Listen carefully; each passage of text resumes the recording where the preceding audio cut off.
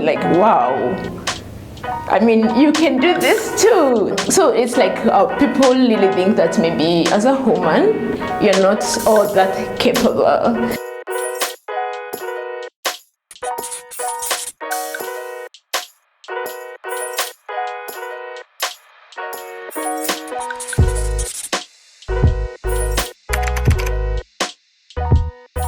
I've always wanted to teach. I grew up like wanting to teach. Most I would say it's because my parents were teachers, so I guess it's more to do with genes.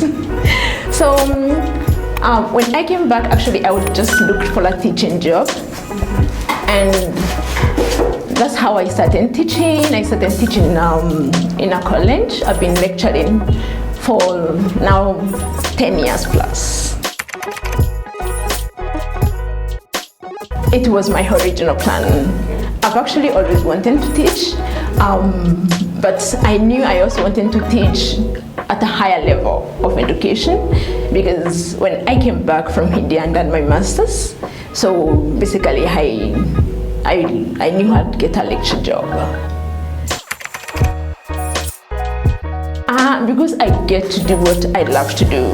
That's the best part of my job. Besides, I love interacting with young people, teaching them, inspiring them. Yes, so basically it's a passion for me.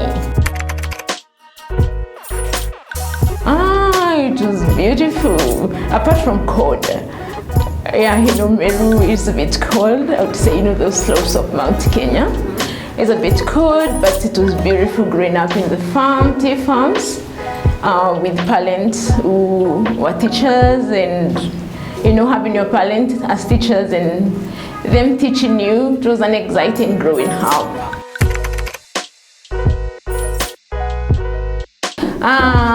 It was good, but basically, like they're your parents at home and teachers at school, so you have to be on your best behavior all the time.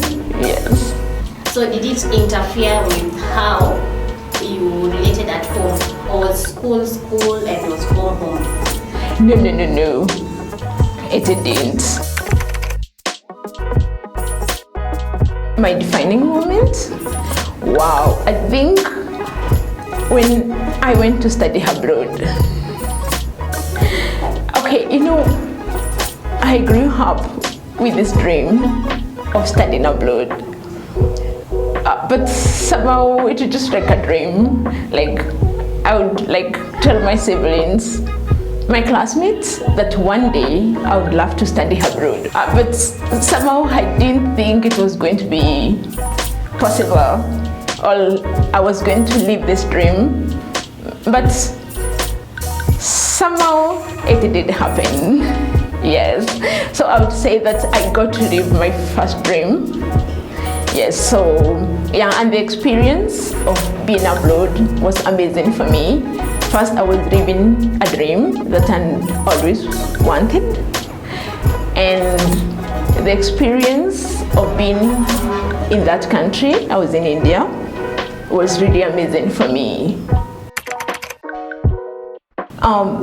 Life in India, okay, first for me, the first shock for me in India was the food. I hadn't grown up eating chili food, spicy food, but in India, I'm sure you might have heard or seen people really eat spicy foods. Which for me, I remember my first month, maybe I was just eating bread, biscuits, milk, until I had to get somehow used, or when I was in a position to start cooking for myself. And then also there was climate. I remember I landed there when it was summer, some 40-something degrees, and having come from the Kenyan environment, I mean, it was really a shock for me. But yeah, with time I got used and loved my experience there. Well, I mean, it was just, the way it is, just waking up, going to drop CVs and all. But when I got this job, it was actually advertised. Then I was called in for an interview. Then I got the job.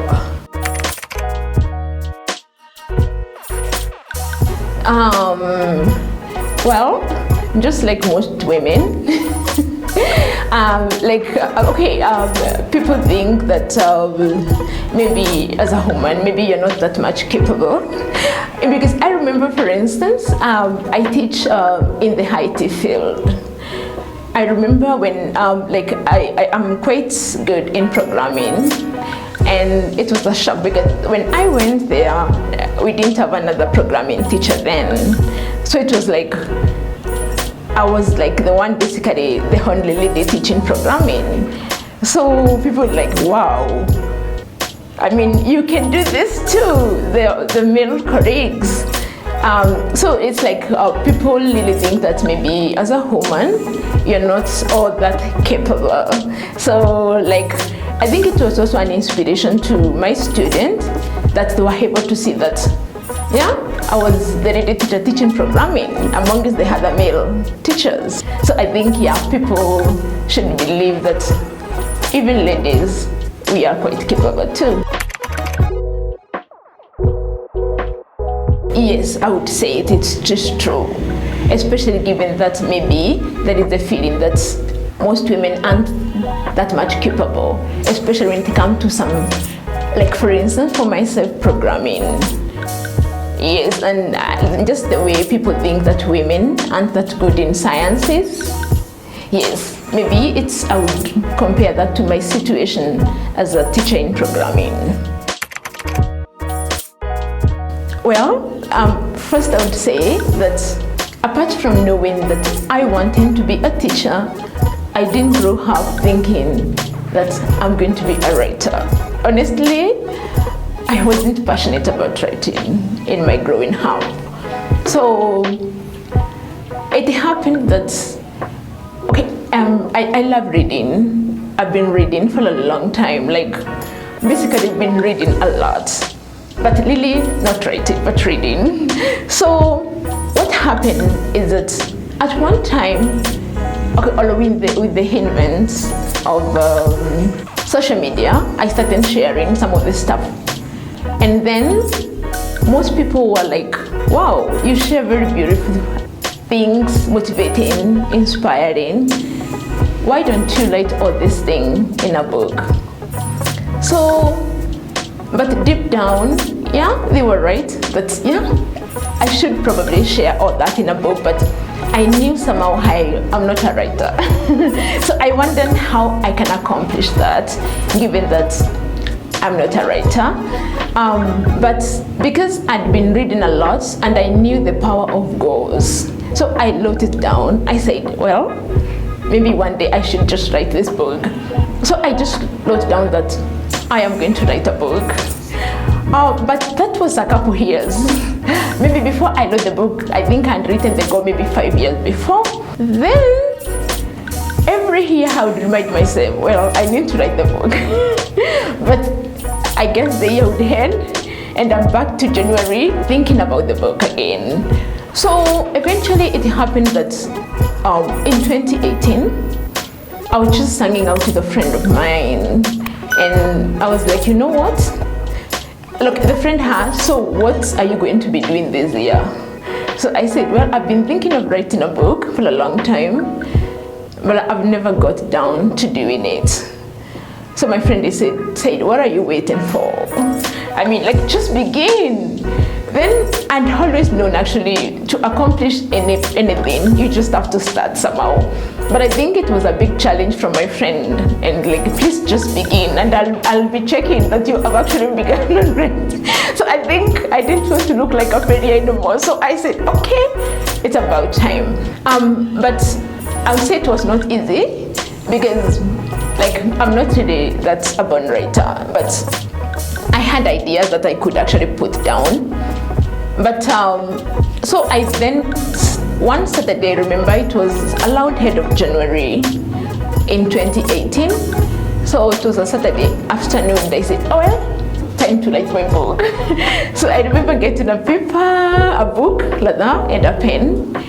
But I'll tell you for a fact that I just couldn't even write a paragraph the whole afternoon.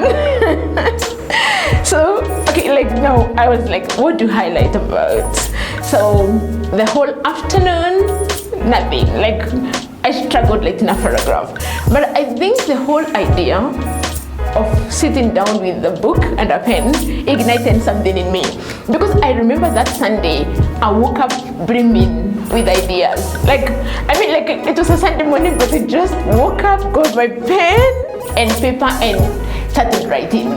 I mean, like everything was just flowing out of me. Like I was shocked. Like all of a sudden, from not knowing what I'm going to write about to like having the whole idea of the way the book should look like. So that's how it started. I would say that since I wasn't really expecting to do a good job of it, because I ain't that much of a writer, so to say. So I didn't even know what next. Like I hadn't thought of being published, you know. But I've been written something down that looked like not so bad. I said, well, now my friends have been asking me to write something down all along. So maybe if I could edit this thing, I could just tell them, well, maybe just sell them online. I didn't think like publishing at that moment. But I guess I would probably use the words of a man called Goethe here. He said, when you think you can do something, I'll believe you can. I just started because boldness has power and magic in it. So for me, I saw it firsthand because I remember that very week. I was just browsing through my Facebook when I saw someone asking about having their book edited, and I'm like, wow, I also just wrote something. I would like to see the editors out there. And that's when I landed on this publishing company. And I remember sending a text to the publisher of your company, and she told me, wow, then send me what you have, I'll edit it for you. Then I sent it that very week, and the response was, this one is quite good enough. Why don't we publish it for you? And that is exactly how my first book got published. Okay, I definitely love inspiring people. Let's say for the longest, since I started using Facebook, I would say my page is more of a motivational page, and I write about motivation, inspiration stuff.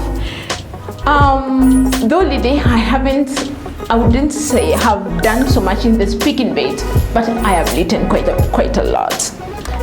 With my 3 books and on my Facebook and Twitter and my social media, I do motivate people.